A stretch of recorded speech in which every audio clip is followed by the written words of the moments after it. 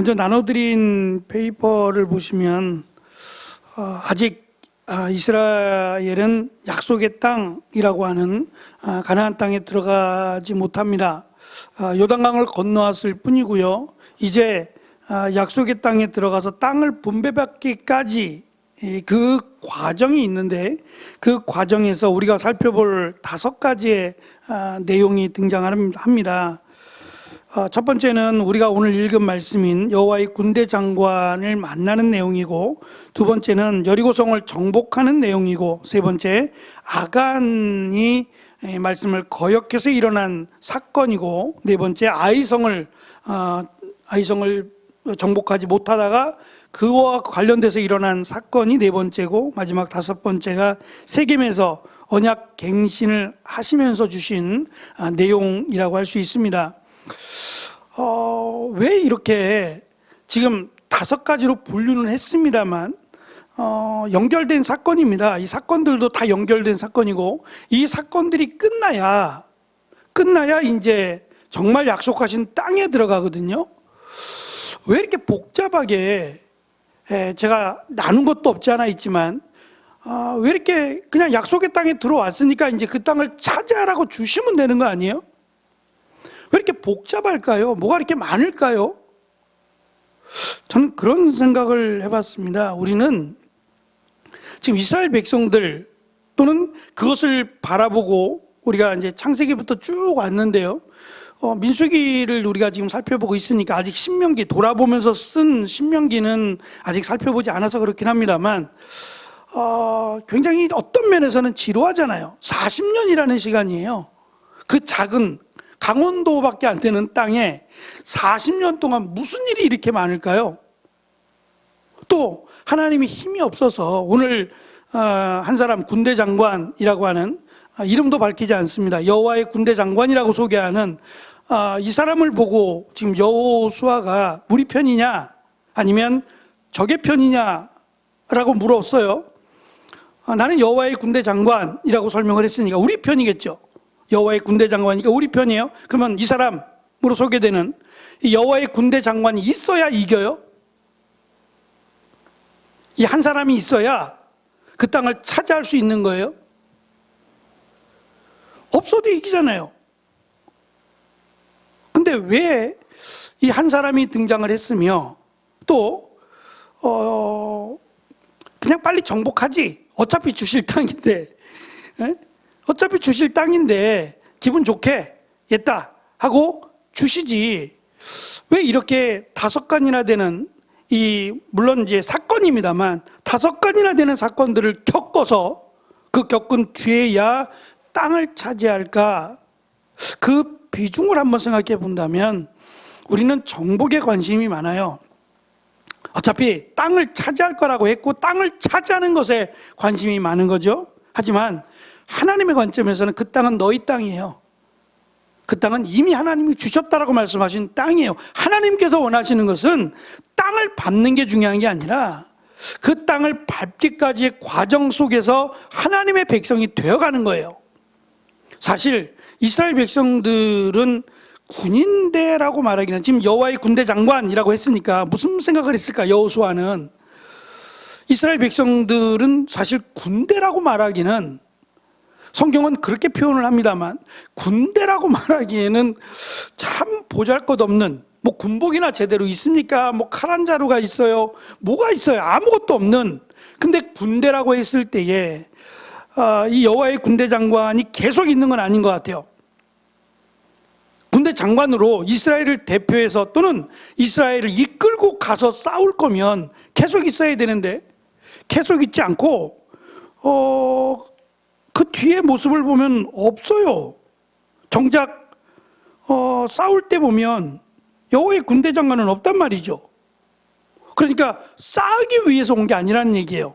내가 너에게 힘이 되어주고 너에게 싸우러 온 것이 아니에요. 만약에 그랬다면 그런 부분의 내용이 있어야 돼요. 근데 그게 아니라 나에게 무슨 할 말이 있으십니까? 라고 물었거든요. 그러니까 지금 이 대화가 동문서답 같아요.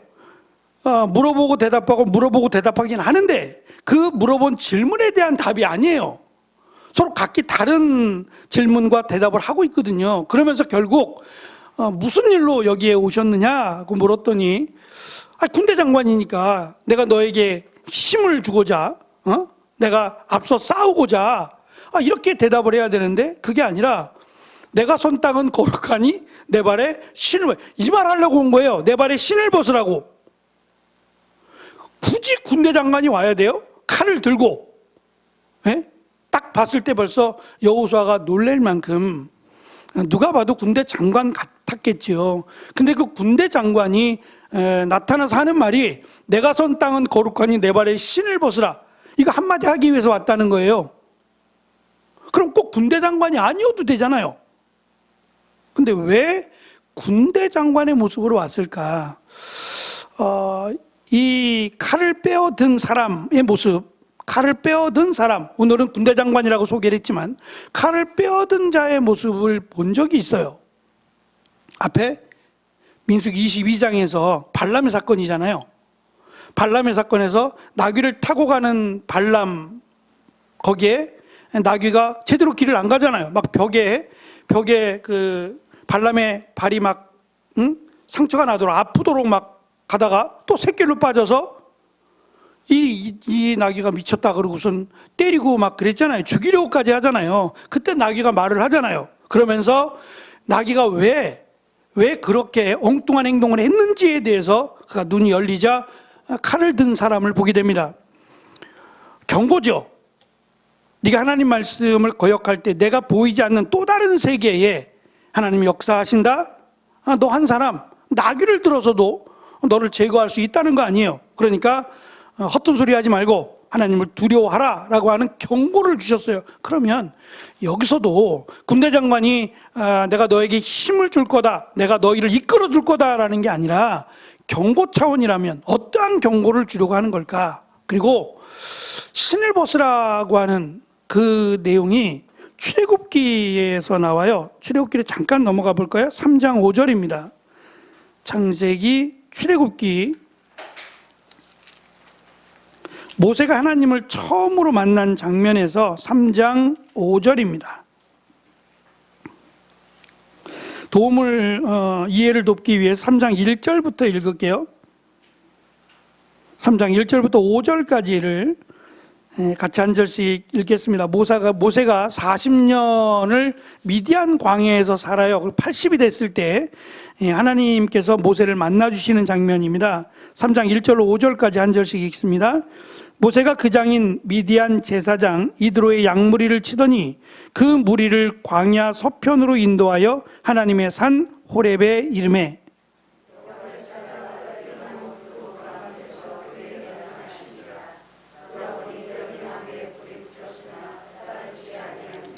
이에 가로되 내가 돌이켜 가서 이 큰 광경을 보리라. 떨기나무가 어찌하여 타지 아니하는고 하는 동시에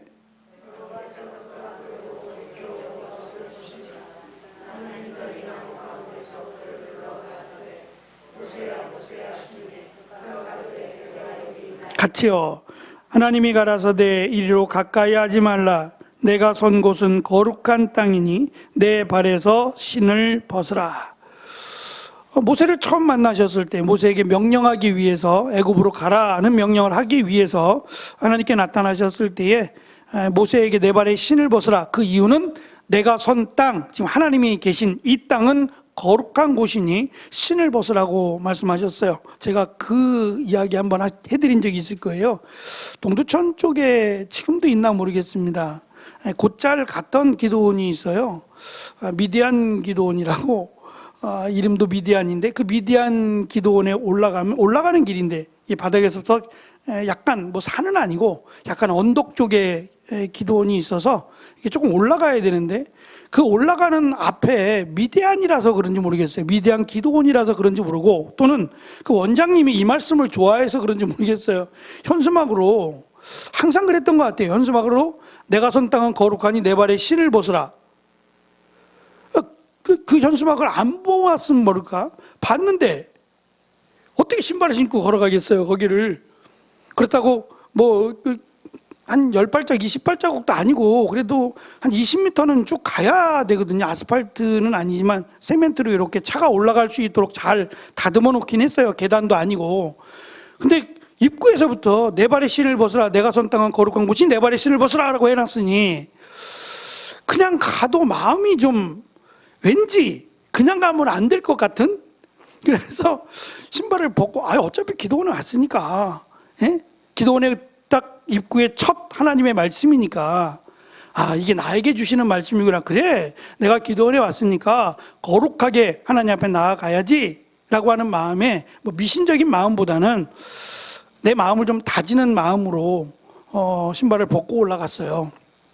좀 불편하지만 마음은 편하더라고요. 또 하나님을 만나기 위해서 산에 왔으니까 이것도 괜찮다. 근데 생각해보니까 내려올 때는 신발을 신었던 것 같아요. 들어갈 때는 신발을 벗은 것 같은데 집에 갈 때는 이제 내가 세속적인 땅으로 가니까 신발을 다시 신는 건가요? 신발을 벗고 내려간 적은 없는 것 같아요. 제가 드리고 싶은 말씀은 꼭 신발을 벗느냐 벗지 않느냐 뭐 그런 의미가 아니에요. 우리가 생각하는 신발이 더러워서 하나님의 선 땅이 거룩하니까 그 거룩한 땅을 더럽힐까 봐 신발을 벗으라고 그렇게 말씀하진 않았을 겁니다.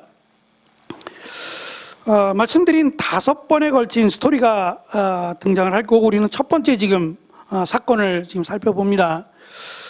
무슨 말씀을 드리고자 싶으냐면, 말씀드린 정복이라고 하는 땅을 차지하고 정복하는 쪽에는 너무 많은 관심을 가져요.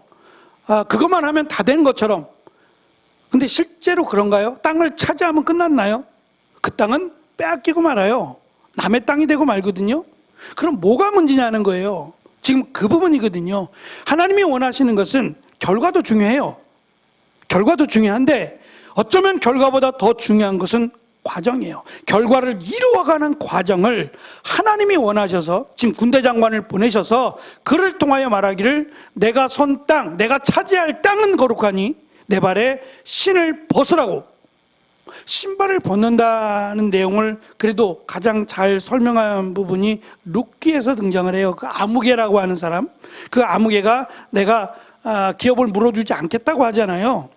손해기도 하고 결혼해서 룻이 자식을 낳으면 엘리멜렉 가정의 대를 이어주게 되잖아요. 그러니까 그냥 놔뒀으면 내 땅이 되는데, 가장 가까운 친족이니까 내 땅이 되는데 룻이 옴으로 말미암아 내 땅이 다 없어져 버린 거. 내 땅은 원래 아니지만 그 차지할 땅이 사라져 버렸으니까 더 속상하죠. 그리고 또 한 가지는 지금 룻과 결혼한 사람, 룻의 남편이겠죠. 그 남편이 죽었잖아요. 그러면 내가 룻과 결혼하면 나도 죽을 수 있다는 생각을 한 거예요. 그러니까 룻과 결혼하는 사람은 죽는다라는 생각이 가지고 있어서 믿음과는 전혀 상관이 없는 생각이죠. 근데 보아스를 통해서 죽는 게 아니라 새 생명이 태어나잖아요. 그리고 그 가운데 다윗이라고 하는 이스라엘 백성들이 가장 좋아하는 다윗 왕이 출생하게 되지요. 이것을 통해서 하나님께서 원하시는 뜻이 무엇인지를 가르쳐 주려고 하는데, 그가 나는 기업을 물지 않겠다라고 하는 증표로 성문 앞에서 주로 중요한 의논할 것이 있으면 성문에 모였다 그래요. 성문에 모여서 그 지역의 장로들하고 이렇게 의논을 했다고 하는데, 그 장로들을 기다렸다가 또 그 아무개를 기다렸다가 아무개에게 빨리 너 정확한 의사를 표명하라는 거죠. 내가 안 하면 내가 하겠다. 내가 기업을 물지 않으면 내가 기업을 물겠다. 근데 사실은 급한 일이 아니잖아요. 아직 몇십 년이나 남은 일인데 내가 기업을 물어주겠다는 거예요. 대신 그 값을 치르고 그 땅과 기업을 이 나오미와 룻에게 고스란히 돌려주겠다는 거예요. 그러니까 룻을 내 아내로 맞이하겠다는 그런 얘기가 아니라 그들이 어쩔 수 없이 팔고 간 그 땅에 대한 대가를 지불하겠다는 거예요. 근데 지금 하라는 얘기예요. 지금. 그때 그는 하지 않겠다고 정확하게 이야기했고, 그렇다면 신발을 벗어라 그러면서 그의 신발을 들어서 보여줬잖아요. 이 얘기는 그가 가진 권한이라는 거예요. 우리 같으면 도장일 거예요. 도장을 찍으면 되잖아요. 우리는 자기 인감 도장이라고 하는 것을 찍어서 내 주장을 정확하게 이 도장으로 표현하는 것과 같은 거예요. 그때는 신발을 벗으면 그가 자기의 의사표현 안 하겠다 하겠다라고 하는 정확한 의사표현을 신발을 통해서 했거든요. 그런 문화로 이해한다면 신발을 벗으라는 게 무슨 의미일까요? 여호수아에게 신발을 벗으라. 내가 선 땅은 거룩하니 신발을 벗으라는 하는 얘기는 땅이 다르진 않아요. 물론 이제껏 왔던 땅과 이스라엘 백성들이 차지할 땅은 다르죠. 젖과 꿀이 흐르는 땅이니까 땅은 다르지만 땅이 달라서가 아니라 하나님이 복으로 주신 땅이잖아요. 그것을 인정한다면, 하나님이 우리에게 선물로 주신 땅, 은혜의 선물임을 인정한다면 하나님 거잖아요. 그 하나님 것을 받았으니 거룩한 선물을 누리려면 내 발에 신을 벗으라고요. 다시 말하면 하나님의 뜻에 순종하라는 얘기예요. 하나님의 방식, 하나님의 뜻에 순종하면 그 땅은 영원히 너희의 땅이 될 것이다. 이것이 군대 장관을 통해서 우리에게 가르쳐 주시려고 하는 내용입니다. 그 발람의 사건을 잠깐 2페이지의 위쪽에서 제가 잠깐 소개를 했습니다만, 이 발람의 사건은 사실 이스라엘 백성들이 겪은 일이 아니에요. 발람과 발락 사이에 일어난 일이죠. 발락 왕이 발람 거짓 예언자를 불러서 이스라엘을 저주하게끔, 저주에도 의미는 없다 그랬어요. 근데 저주하는 것 자체가 하나님이 싫으신 거예요. 하나님의 백성을 저주하는 것을 저주한들 의미는 없지만 그것조차도 하나님이 싫으셔서 사건이 일어나게 되는데, 이것은 이스라엘과는 전혀 상관없는 또 다른 역사 속에서 이루어진 일이에요. 나중에 이스라엘 백성들이 이것을 알았겠죠. 알고 나서 성경에 기록하게 되는 거죠. 그러니까 나중에 알게 된 사건이에요. 그 사건을 통해서 하나님은 일하신다. 우리가 보이지 않는 곳에서도 하나님은 일하신다라는 것을 깨닫게 합니다. 말씀드린 지금 여호수아와 이 군대 장관의 대화를 이 페이지에다 제가 적어놨어요. 너는 우리를 위하느냐 우리의 적들을 위하느냐라고 물었더니 군대 장관은 아니라 나는 여호와의 군대 장관으로 지금 왔느니라 그 대답을 하고, 또 내 주여 종에게 무슨 말씀을 하려 하시나이까? 라고 묻자 내가 너와 함께 하리라, 아니면 내가 내 일을 형통하게 하리라 등등의 격려의 말이 있어야 되는데 그게 아니라 내 발에 신을 벗으라, 내가 선 곳은 거룩하다라고, 거룩한 땅이다 라고 말씀한다는 거예요. 이런 동문서답식의 대화가 과연 여호수아가 생각하는 군대 장관이 왔으니 우리를 어떻게 할 거다라고 하는 여호수아의 계획이 맞지 않아요. 그러니까 하나님의 계획과 여호수아의 계획이 맞지 않아요. 이럴 때 어떻게 하라는 거예요? 맞지 않을 때 순종하라는 거예요. 우리의 생각과 하나님의 생각이 달라요. 그러면 어떻게 해야 돼요? 일단은 기도하는 일이죠. 하나님 앞에서 기도하는 일이고, 두 번째는 하나님이 직접 말씀하시지 않을 테니까 성경 말씀을 읽는 거예요. 말씀을 많이 알면 알수록 하나님에 대해서, 그러니까 하나님을 아는 지식, 지혜가 많을수록 하나님의 뜻을 분별하기가 쉬워요. 이단들에 빠지는 사람들의 대표적인 특징이 있어요. 그 대표적인 특징이 뭐냐면 성경을 모르는 사람들이에요. 열심만 읽고 성경을 모르는 사람들이 이단에 빠져요. 정말 성경 알기를 사모하거나 성경을 아는 사람들은 안 빠져요. 열심은 있는데 성경을 모르는 사람들이 이단에 빠져요. 그러니까 성경을 모르고 열심이면 위험한 거예요. 열심히 있는 건 좋아요. 좋은데 말씀이 없이 열심만 있는 것은 위험합니다. 그래서 하나님 말씀을 사실은 잊어버리잖아요. 저도 그렇고 기억이 잘 안 나시죠? 지윤정 자매가 끄떡이면 안 돼.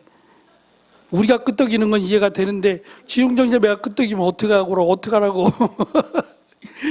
그렇잖아요. 우리가 성경을 뭐 한두 번 읽었겠어요? 아니면 한두 번 들었겠어요? 안 들어본 설교가 어디 있겠어요? 그래도 새롭다라고 느껴지는 것은 새로워서가 아니라 잃어버린 거예요. 잊어버린 거예요. 어쩔 수 없는 거죠. 그죠? 저에게도 감사한 일이기도 하고 감사한 일이기도 해요. 제가 전에 교회 다닐 때 어느 안수 집사님은 제가 가진 성경은 여백이 별로 없어요. 근데 여백이 좀 많은 성경이 있더라고요. 옆에 여백들이 좀 넓은, 일부러 그런 성경이 나와요. 여백이 좀 많아서 그 여백에다가 쓰시는 분이 계세요. 그래서 몇 월 며칠, 저도 썼었어요. 저도 예전에 그 청년의 시절 때 목사님 설교하시면 몇 월 며칠 그거를 조그만 그 펜심 얇은 거 있잖아요. 그걸로 썼어요. 다 적지는 못하고 1번, 2번, 3번 이렇게 하셨거든요. 그러면 그 1번, 2번, 3번을 적어놔요. 적어놔요. 이걸 왜 적어놨지? 내가 기억을 잘하기 위해서, 말씀을 좀 집중해서 듣기 위해서 적어놨던 것 같아요. 그래서 한편으로 지금 생각해 보면 1번, 2번, 3번을 하지 말아야지 라는 생각이 들어요. 1번, 2번, 3번 안 하면 되잖아요. 근데 1번, 2번, 3번이 같으면 똑같은 거 아니에요. 근데 그때는 이제 설교의 패턴이 그랬어요. 1번, 2번, 3번. 서론, 본론, 결론인데 1번, 2번, 3번이 주로 갔거든요. 이제 그렇게 하다 보니까 여백이를 빼곡하게 쓰시는 분들이 계세요. 참 귀한 일이에요. 귀한 일이에요. 뭐 그렇게 적는다고 해서 그게 다 남느냐? 조금 더 남겠죠. 이렇게 보면 기억이 날지는 모르겠지만 시간이 지나면 사실 그것도 잊어버려요. 그러니까 그건 어쩔 수 없고 기억이 잘 안 나거나 잊어버리는 일이야 어쩔 수 없어요. 그렇다고 해도 그냥 잊어버리니까 라고 하기에는 안 되는 거잖아요. 그래도 우리에게 주신 말씀, 구약은 구약대로, 신약은 신약대로 말씀을 알아가기에 조금 더 힘쓰면 그것이 하나님의 뜻을 분별하는데 또는 하나님의 은혜를 더 많이 누리기에 충분하다는 생각이 들어요. 그냥 이야기가 아니라 하나님의 말씀이기 때문이죠. 동문서답식의 내용들을 보면 질문과 대답이 맞지 않으니까 한편의 코미디를 보는 것 같아요. 서로 대화가 안 되잖아요. 군대장관하고 여호수아하고 뭐지 이거? 왜 대화가 안 되지? 서로 계속 엇박자가 나는 것처럼. 근데 그 안에서 그 엇박자가 나고 대화가 안 되는 것이 오히려 우리에게 시사하는 바가 있다는 거예요. 여호수아가 군대 장관이 하는 말에 대해서 관심을 갖지 않아요. 그러니까 군대 장관이 왔다라는 쪽에 관심을 가진다면 대화가 쉬웠을 거예요. 근데 여호수아는 여호수아 나름대로의 고집이 있어요. 생각이 있고 질문이 있고 군대 장관은 군대 장관대로 하나님께서 보내신 명령을 수행해야 되니까 그러니까 서로 엇박자가 날 수밖에 없어요. 더군다나 그냥 여호수아가 시키는 대로 행하였다라는 말로 그냥 끝나요. 더 이상의 내용이 없어요. 결국 원하는 것은 하나님께서 원하시는 대로 하라는 거예요. 어쩌면 모세 3장 우리가 읽은 3장 5절에서 하나님께서 모세에게 나타나셔서 내가 선 땅은 거룩하니 내 발에 신을 벗으라고 하신 것이 사실은 모세가 두려워서 하나님을 처음 만나는 거라 두려워서 그런 말씀을 하셨다라고 보기는 좀 어렵거든요. 지금 여호수아의 경우는 앞에서부터 계속 두려워 말며 놀라지 말라라고 하는 내용들이 지속돼 왔어요. 그러니까 그런 부분 속에서 당장 이제 여리고성을 앞에 두고 그들과의 전쟁을 하잖아요. 이제 6장으로 넘어가면 여리고성을 점령하는 내용이 나오잖아요. 그것을 앞두고 뭐 준비된 게 아무것도 없어요. 하나님이 지금 여리고성을 점령할 때 어떠한 계획도 주지 않으세요. 그럴 때 정말 답답하지 않으세요? 여리고성을 점령하라고 했으면 어떻게 점령해야 되는지에 대한 설명을 좀 해주셔야 될 거 아니에요. 그래야 우리도 준비를 좀 하죠. 근데 그게 없어요. 아무것도 없으니까 더 답답하지 않을까요? 그냥 하나님의 말씀에 순종하라고 하는 그 내용밖에 없어요. 그 두려움과 걱정 때문에 하나님께서 모세에게 말씀하셨던 그 내용, 그리고 특별히 두려워하지 말 것에 대한 경고, 이 두 가지를 섞어서 칼을 빼어든 그 사람, 그리고 내 발에 신을 벗으라고 하는 모세보다 훨씬 더 강력한 두려워하지 말라, 겁내지 마라고 하는 것과 하나님의 거룩한 땅을 어떻게 하면 계속 차지하게 될 것에 대한 두 가지의 하나님의 은혜의 말씀을 담아주셨다고 저는 봅니다. 마지막으로 4페이지에 가시면 4페이지 맨 위에 하나님께서는 자신의 뜻에 따라 움직이시는 거룩한 분이시죠. 하나님께서는 이스라엘 민족의 운명을 위해 봉사하시는 수호신이 아니에요. 뒤치다거리 해주시는 분이 아니라고요. 근데 자칫 우리가 하나님을 문제 해결사로 자꾸 두는 경우가 있어요. 하나님 이 문제 해결해 주세요. 그건 어쩔 수 없죠. 우리가 할 수 없는 부분이라 하나님께 구하는 건 맞아요. 맞지만 그것만이 아니라 실제로 하나님 말씀에 더 순종하고자 애쓰는 부분이 있어야 되잖아요. 어떻게 하면 내가 하나님을 기쁘시게 할까? 이게 병행이 돼야지. 이건 없고 그냥 내가 뭔가 필요하면 하나님 이거 해결해 주세요.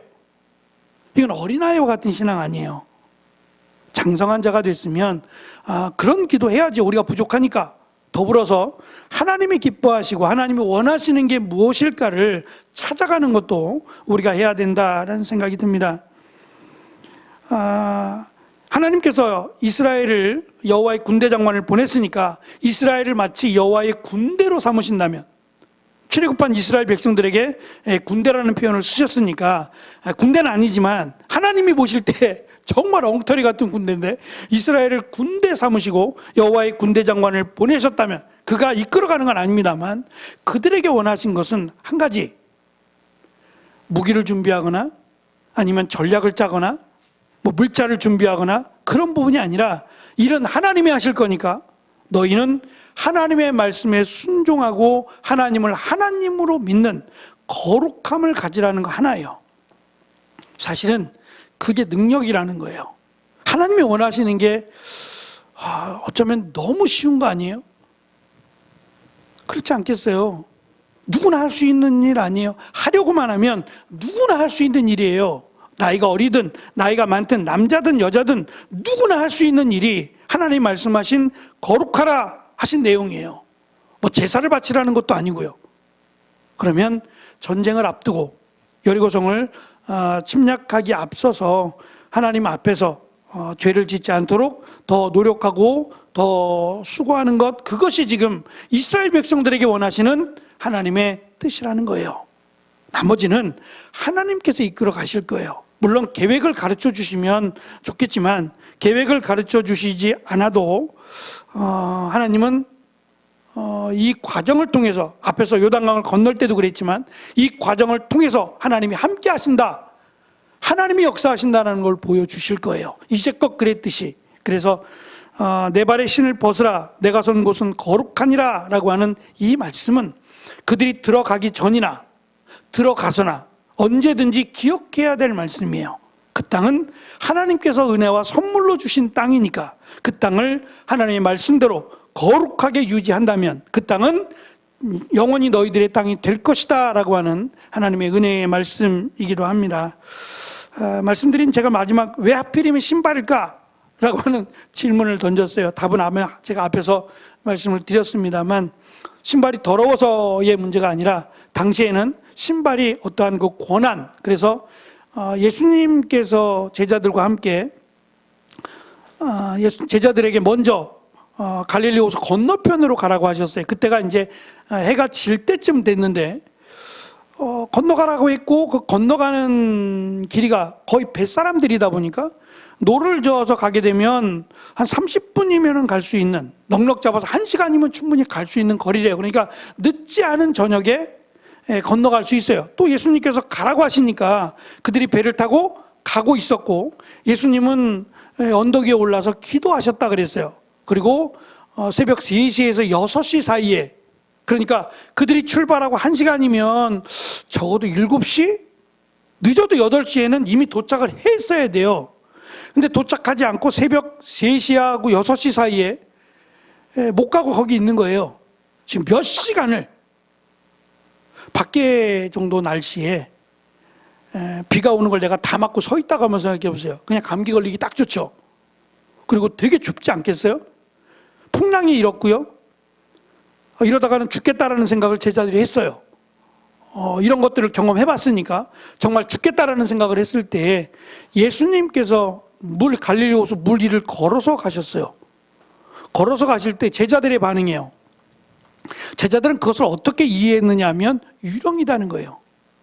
이 시간에, 이 새벽 미명에, 이 시간에 물 위로, 희끗희끗한 뭔가가 보이는 것은 유령밖에 없다고 생각한 거예요. 그러니까 저녁이라고 하는 시간은 유령이 통제하는, 귀신이 통제하는 시간이고, 낮에는 하나님이 통제하는 시간으로 생각을 해왔어요. 그런데 예수님께서 의도적으로 제자들에게 무언가를 가르쳐주고 싶어서 의도적으로 제자들끼리 가라고 하시고, 또 쉽게 가지 못하도록 풍랑을 일으키시고, 그들이 고통 속에서 예수님을 만나고 살아나게 하신 이유가 여러 가지 방법이 많을 텐데 굳이 물 위를 걸어가셨다라고 설명한 것은 그 물이라고 하는 곳이나 저녁 그 어두운 시간이나 이것이 사탄의 세력과 사탄이 다스리는 시간을 의미해요. 다시 말하면 예수님께서 물 위로 굳이 걸어가신 것은 그들을 정복했다는 거에 밟았다는 얘기예요. 사탄의 권세, 사탄의 세력, 사탄의 영역을 예수님이 밟았다는 얘기예요. 그리고 나서 그들이 원하던 예수님께서 가라고 하신 그곳에 도착했다라고 성경은 기록하거든요. 그러니까 시간을 막론하고 세상은 어떻게 말할지 모르겠어요. 어느 목사님이 저한테 그런 얘기 해주더라고요. 교회 성도님 중에 권사님 한 분이 권사님만 교회를 나오시고 자녀들은 교회를 안 다닌대요. 근데 권사님이 연세도 많으시고 이렇게 병원에 계시다가 돌아가셨어요. 근데 자식들은 그 돌아가시는 날 그 발인 입관하는 날인가요? 돌아가시는 날이 주일이 됐어요. 제가 볼 때 그게 입관인 것 같아요. 그러니까 토요일 날 돌아가셔서 주일 날 입관을 보통 하잖아요. 근데 그 입관을 11시에 해달라는 거예요. 주일 날 11시에. 어떻게 해야 돼요? 뭘 어떻게 해요? 안 되지. 안 돼요. 11시에 어떻게 해요? 근데 꼭 11시에 와야 된다는 거예요. 11시에. 그 안 믿는 자녀들 얘기가 11시에 와야 된다는 거에서 왜 그러냐? 왜 꼭 11시냐? 그랬더니 그 11시에 귀신이 오는 시간이래요. 그래서 내가 예배 시간을 정말 잘했다. 11시로 하기로. 한번 붙어보자는 거잖아요. 11시에 주일날 예배 드리는 게 정말 잘 됐다는 생각이 들었어요. 근데 이제 그 목사님 얘기해요. 귀신이 오는 시간이 11시고 또 하나가 있대요. 자기들은 안 돼요. 그게 또 하나가 있는데 오후 5시래요. 2번 온대요. 2번. 그래서 이걸 어떻게 아셨는지 목사님이 5시에 가겠다 그랬대요. 그랬더니 깜짝 놀래더래요. 2번 오지 않느냐고.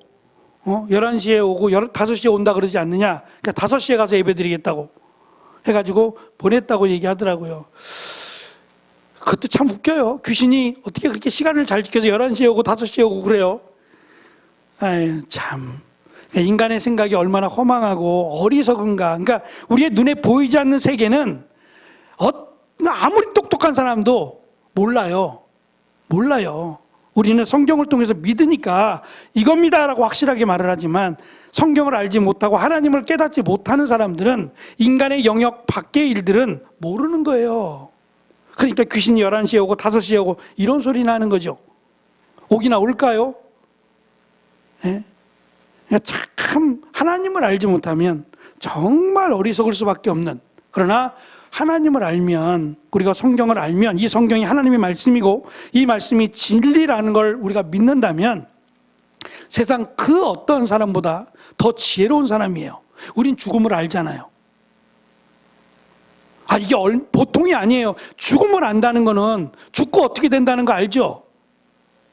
이거는 성경에서 말하는 비밀이에요. 사실 세상 사람들은 이거 안 믿어요. 근데 실제로 이렇게 일어날 거잖아요. 천국과 지옥이 있고 예수님을 믿으면 천국 가고 예수님을 믿지 않으면 지옥 간다. 우리는 걸 알잖아요. 알고 믿고 그렇게 살아가잖아요. 그리고 그렇게 일어날 거예요. 그대로 일어날 거거든요. 그러니 지혜로운 사람이에요. 우리는 정말 하나님 때문에, 하나님을 믿음으로 귀한 은혜를 받은 사람이 어떠한 사람보다 세상적인 지식은 부족할 수 있겠지만 그 지식 너머에 인간이 알 수 없는 그 부분에 대해서 우리는 알고 있기 때문에 가장 지혜로운 사람, 어떤 사람보다 더 지혜로운 사람이라고 우리는 할 수 있을 겁니다. 어쨌든 하나님께서 군대 장관 한 사람을 보내서 여호수아에게 두 두려워 말고 놀라지 말라. 내가 너와 함께 하겠다는 내용과 또 한 가지 거룩하라고 하는, 내 발에 신을 벗으라고 하는 거룩하라라고 하는 두 가지 명령을 지킨다면 하나님께서 여리고 성뿐만 아니라 그 어떠한 것으로부터 지켜주실 것을 말씀하세요. 여리고성이 지금 저기 그림에 있지만 그렇게 크지 않다 그랬지. 약 200m밖에 안 된다 그랬잖아요. 근데 철옹성과 같다. 담이 두 개다. 철옹성과 같아서 누구도 감히 여리고성을 정복할 생각을 못했다 그랬잖아요. 그런데 여리고성이 무너져요. 너무도 손쉽게 여리고성을 정복하거든요. 근데 이어지는 아이성이요. 아이성은 여호수아도 오지 말라 그랬어요. 안 와도 된다고, 우리끼리 가서 뚝딱 하면 된다고 치잖아요. 그 이유가 인원이 적어서 그게 아니에요. 아간의 범죄로 말미암아 친 거잖아요. 그러니까 이 뒤에 나오는 사건이 더 우리가 읽은 말씀을 증명해 주는 거예요. 여호와 앞에서 거룩하라. 그러면 내가 너희와 함께 해줄 것이고 함께 할 것이고 너희들을 지켜주리라고 하신 약속이 여호수아와 이스라엘에게만 준 것이 아니라 지금 이 시대를 살아가는 우리에게도 하나님이 주신 저는 은혜의 말씀이라고 생각합니다. 이 말씀대로 우리가 힘있게 거룩함으로 살아가는 우리 모두가 되기를 축원합니다. 기도하겠습니다.